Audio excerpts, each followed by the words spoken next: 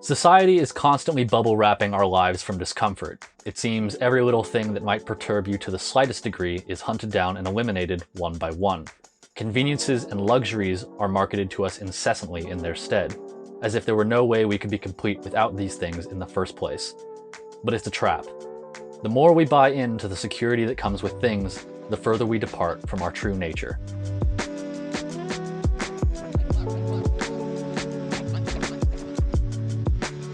The ways in which our lives have been insulated against discomfort and made easier are nearly infinite. You can see examples everywhere. Washing machines, air conditioning, insulated mugs that keep your beverage at just the right temperature, noise-canceling headphones, aspirin, those weird massage chairs you can use if you go too hard at the mall, microwaves, anesthesia, roadside assistance, Amazon Prime, Segway tours, but the number one offender, houses. Wait a minute, did he just say what I think he just said? Yes, houses. Now before we go any further, let me just say that I don't think any of these things are inherently bad. In fact, I use pretty much all of them, maybe with the exception of the mall massage chairs and the Segway tours. And there's really no place like home. But hear me out. Compared to more primitive forms of shelter, houses are a technological miracle, which is exactly what makes them the human creation that has done more to swaddle and cushion our lives than any other. They're designed to do one thing really well, and that is separate you from the elements of nature just beyond your door. They're insulated against sound, so you don't hear the traffic, but that also means you don't hear the sound of birds singing.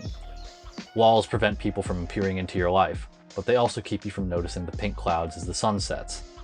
It seems that in our crusade to eliminate discomfort from our lives, we have isolated ourselves from the very things that bring us the most joy, like falling asleep to the sound of the ocean, or the majesty of the stars above in an unpolluted night sky during a new moon. We've even become so accustomed to comfort that we have domesticated ourselves beyond our animal skin. Though we now play dress-up, use vehicles as transportation, and sleep in houses instead of caves, we are still biologically very much so those hunter-gatherers that we have been for the last 2 million some odd years. And back then, danger was a part of everyday life. Each day was an adventure. You know that cheesy graphic of the heart rate monitor? Yeah, that one. Corny as it may be, there's definitely some truth to it. If your life doesn't have these prominent and defined peaks and valleys, you're probably not really living, just existing. When we're in autopilot, we're not really making vibrant memories or having profound experiences. Just doing the same thing over and over and over. And when you reach the end of your days, you probably won't remember most of them because many of them looked so similar. Sure, you were breathing during all of them, but to me that sounds like a kind of living dead that's even more terrifying than the real thing. An unmemorable existence largely devoid of life's greatest joys because you were so well cushioned that there was no chance for the ups and downs to punctuate your life. Just a well-padded flat line through your blip of existence on Earth. That's not living, it's being lived. Being lived by the scripts written for you by people who want your money. This quest to completely put our lives into a padded room is never satisfied. You would think now more so than ever that we have self-driving cars with heated seats and perfectly climate-controlled houses and computers in the palm of our hand that our brain would go, you know what? I'm satisfied. But no, the hunter-gatherer in our genes is always looking around the corner trying to spot the next tiger.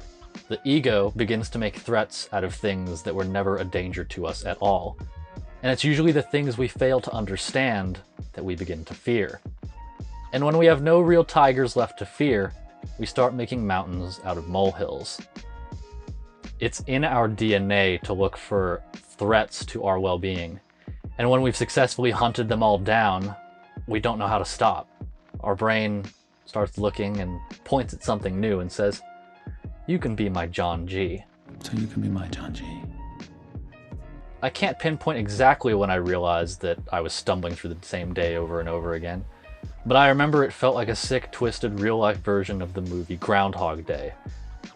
I realized that my days were blending together and that my recent memories just looked like one big blur of things that I didn't enjoy doing and that didn't bring me any fulfillment.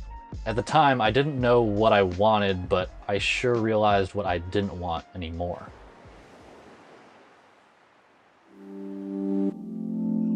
Life in the van isn't quite as cushy.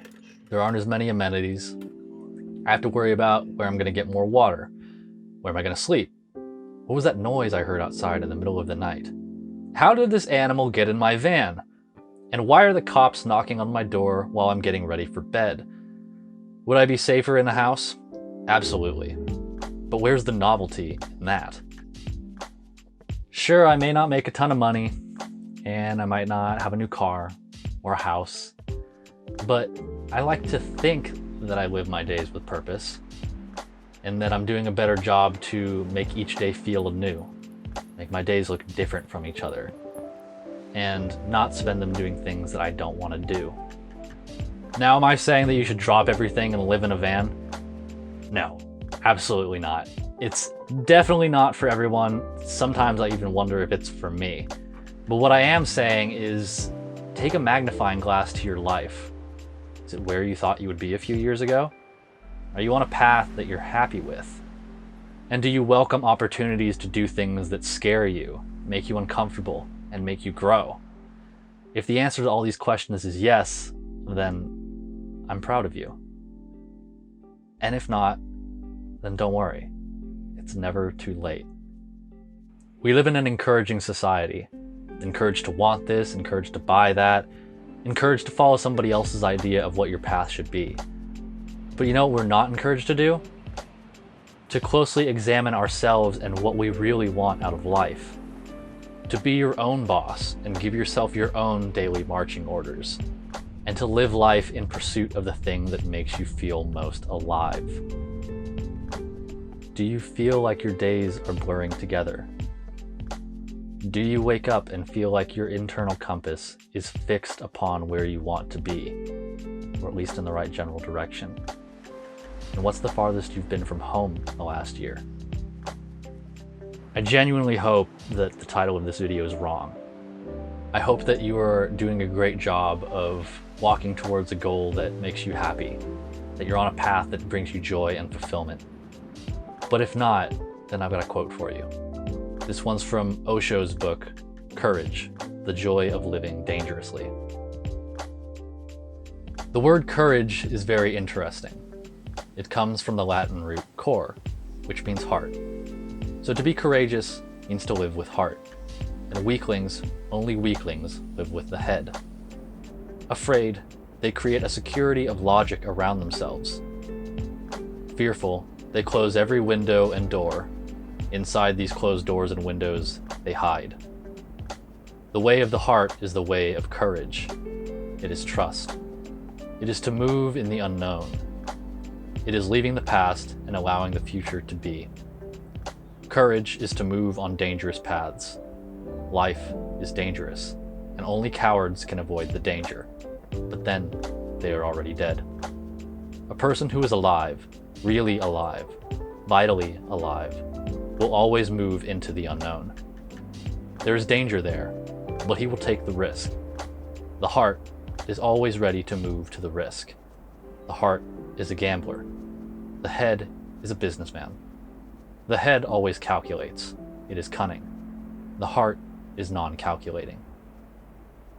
So could you continue to just lead a plush life of comfort and monotony? Very easily. But that isn't why we were made.